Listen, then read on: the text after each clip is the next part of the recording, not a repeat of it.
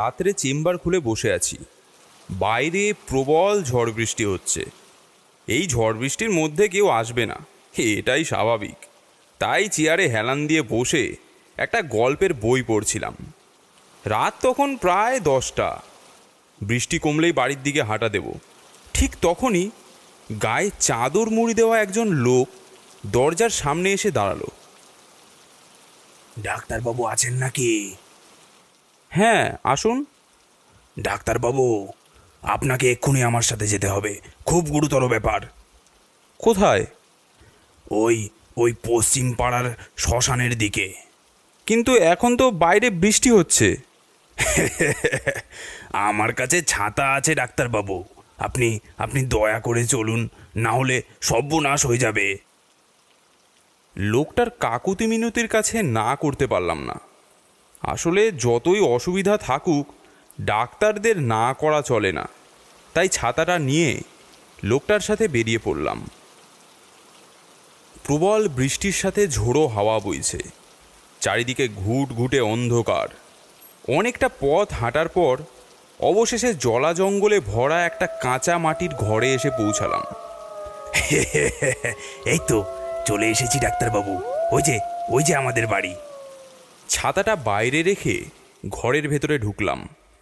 ভেতরটা পুরোপুরি অন্ধকার। দাঁড়ান দাঁড়ান ডাক্তারবাবু, আলো জ্বালাচ্ছি। তারপর লোকটা একটা হেরিকেন বাতি ধরালো, আর তার টিমটিমে আলোয় দেখতে পেলাম বিছানার ওপর একটা বয়স্ক করে লোক চাদর মুড়ি দিয়ে শুয়ে আছে। ঘরে আমরা 3জন ছাড়া আর কেউ নেই। বয়স্ক লোকটা খুক খুক করে কাঁসছে। আমি বললাম, কি হয়েছে দাদু, কাশি? কয়েকদিন ধরেই বুকে খুব ব্যথা বলছিল। ব্যাগটা খুলে টেথিস্কোপটা বের করব, এমন সময় হঠাৎ পাশ থেকে একটা গম্ভীর গলা শুনতে পেলাম।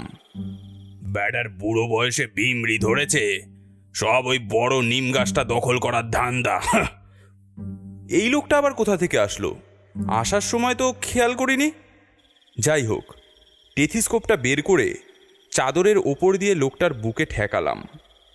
না, কোনো আওয়াজ নেই। আশ্চর্য। টেথিস্কোপটা একটু এদিক ওদিক করে হৃদস্পন্দনটা শোনার চেষ্টা করলাম। না, কোনো আওয়াজ নেই। তাহলে কি বুড়ো এর মধ্যেই পটল তুলেছে?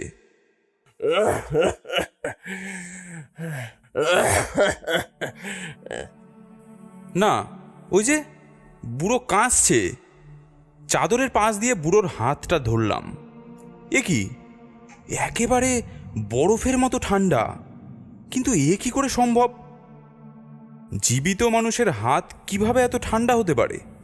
এমন সময় পাশ থেকে আরেকটা কণ্ঠস্বর শুনতে পেলাম। কেমন আছেন ব্রহ্ম দাদু? আয় ভূত। চোরাচুন্নির কাছে ঘটনাটা শুনলাম। কতবার বলেছি আপনাকে, এই বয়সে ওই জগা ভূতের সাথে পাঙ্গা নেবেন না। আপনার এখন বয়স হয়েছে কি না, গেল তো বুকের পাঁজরটা ভেঙে, আবার গলাটাও নাকি দর থেকে আলাদা হয়ে গিয়েছে।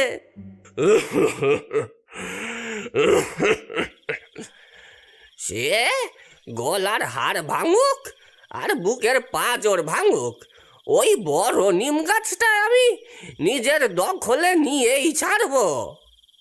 তবে ওটা যে ভূত পাড়ার নয়। কে বলেছে ওটা ভূত পাড়ার নয়?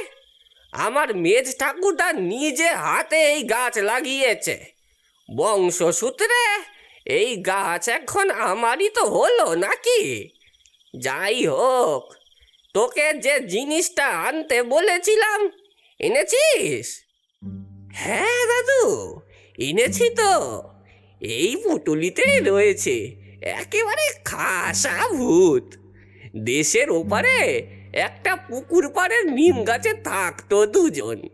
বর্ডার পেরিয়ে আনতে একটু সমস্যা হয়েছে, একটু খরচপাতিও হয়েছে, সে তো বুঝলাম।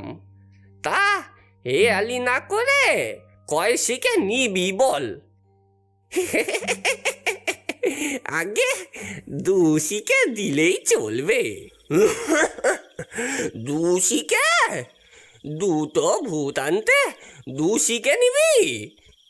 আরে দাদু, এ যে কোনো বাসি ভূত নয়, একেবারে সদ্য মরে ভূত হয়েছে। ঠিক আছে, ওই আলমারির পুটুলিতে আছে, নিয়ে যাস। তবে দাদু, একটা কথা বলে রাখি, যা কাজ দেও না কেন ভূত দুটো খুব ভালোভাবেই করবে, কিন্তু যদি একবার চানাচুরের গন্ধ পায় তাহলে যত কাজই থাকুক না কেন সব ফেলে দিয়ে ওই চানাচুর খেতে চলে যাবে। আমি কি কোনো দুঃস্বপ্ন দেখছি, নাকি সত্যি ভূতেদের মাঝখানে এসে পড়েছি? যাই হোক, এখন এখান থেকে বেরোতে পারলে বাঁচি। ভয় ভয় বললাম,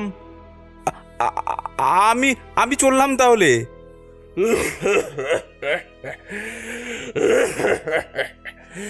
আরে ডাক্তার বাবু, যাবেন কোথায়? এখনো তো বুকের পাঁজরটাই ঠিক করা হলো না। এই বলে লোকটা বুক থেকে চাদর সরালো। চাদর সরাতেই দেখলাম বুকের পাঁজরে একটুও মাংস নেই, পুরোটাই হাড়। আ আ আ এ কি? কি হে ডাক্তার বাবু, ওরম আটকে উঠলেন যে? ভয় পেলেন নাকি? এ যে শুধু হাড়। ভূতের শরীরে হাড় থাকবে না তো কি মানুষের মতো রক্ত মাংস থাকবে? এ কাকে নিয়ে এসেছিস তুই রামু? আগে ওই শিমুলতলার শিরিষ গাছটার নিচে যে ডাক্তারবাবু বসেন, ওনাকেই তো ধরে এনেছি। দেখ তো বেটা মানুষ নাকি? দেখ দেখ ধরে, দাঁড়া আমি দেখছি। তারপর তারপর ওই লিকলিকে ভূতটা আমার সামনে এসে আমার কাঁধে একটা হাত দিয়ে বলল, ওরে বাবা, এ যে পুরো রক্ত মাংসে গড়া মানুষ। বেটা ছাড় রামু, ভূত ডাক্তারের বদলে একটা মানুষ ডাক্তারকে তুলে এনেছে। দেখো, শয়তান যা করেন তা ভালোর জন্যই করেন। এই এই মানুষ ডাক্তারকে শয়তানি হয়তো আমাদের কাছে পাঠিয়েছে, যেন আমরা এই নিম গাছটা দখল নিতে পারি। কিভাবে? দেখো, মানুষ হোক বা ভূত, উভয়ই ইঞ্জেকশনে কিন্তু খুব ভয় পায়। আমরা ওই ইঞ্জেকশনের ভয় দেখিয়ে ওই গাছ দখল নেব। বাহ বাহ, দারুণ বুদ্ধি। গেল রে। উফ বাবা, বাহ, তাহলে এখনই চলো সবাই। ডাক্তার বাবু, আপনিও আমাদের সাথে যাবেন। ও বুড়ো, তোমার বুকের ব্যথার কি হলো? তোমার বুদ্ধি শুনে আনন্দের ঠেলায় বুকের ব্যথা ঠিক হয়ে গেছে। চলো তাহলে, চলো সবাই চলো।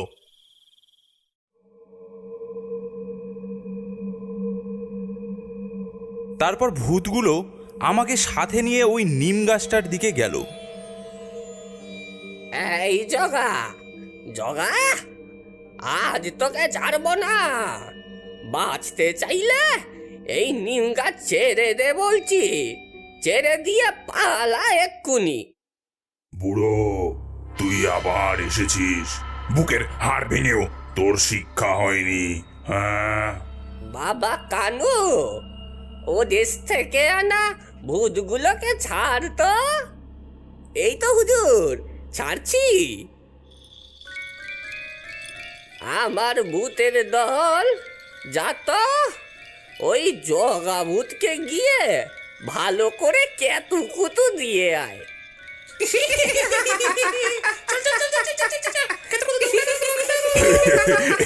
ওরে ওরে ওরে, ছাড় রে আমাকে, আমাকে ছাড়। এই হতচ্ছাড়াগুলো ছাড়লি আমাকে। ওরে ওরে ওরে, ছাড় রে আমাকে, আমাকে ছাড়। এই হতচ্ছাড়াগুলো ছাড়লি আমাকে। এই কেতকুতু লাগে, কেতকুতু লাগছে। কি ভূতেদের ঝামেলার মধ্যে পড়লাম জানি না, বাঁচতে পারলে রেহাই। ওপাশ থেকে আরো কতগুলো নরকঙ্কাল এসে বলল, ওই খুড়ো, আবার আমাদের নিম গাছ দখল করতে এসেছে। এই বুড়ো, এই এই তুই আবার এসেছিস? এই কেউ এদিকে এগোলে হাত কেটে রেখে দেবো বলে দিলুম। ওরে ওরে ওরে কেউ কেউ আমাকে বাঁচা একটু। কেতুকুতু দিয়ে শেষ করে ফেললো যে।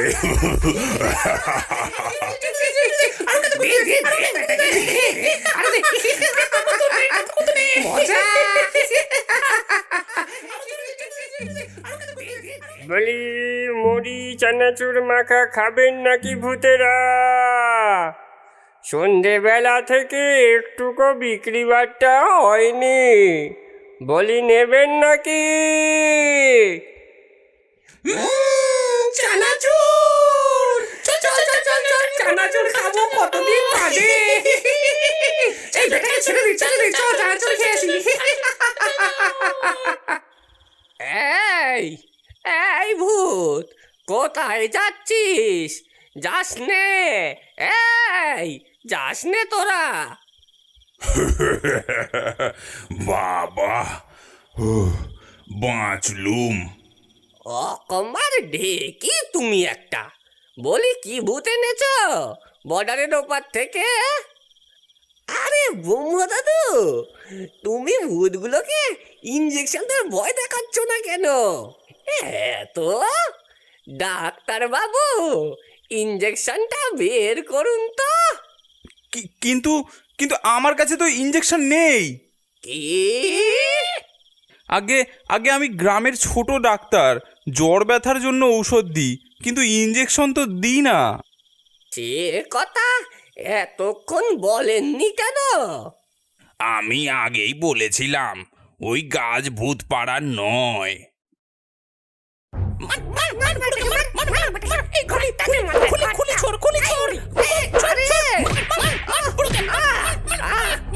তোর ভূতেদের চানাচুর খাওয়া হলো? মারিস নে রে, মারিস নে। আগে হুজুর, চানাচুর খাবার পর তারা একটু ঘুমোয়।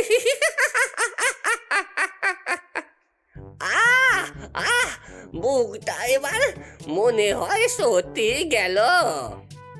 ডাক্তার বাবু, আমার বুকটা ঠিক করে দিতে পারেন? সে ঠিক করতে পারি, তবে ঠিক হবার পর আর ওই নিম গাছ দখল করতে যাবেন না কিন্তু।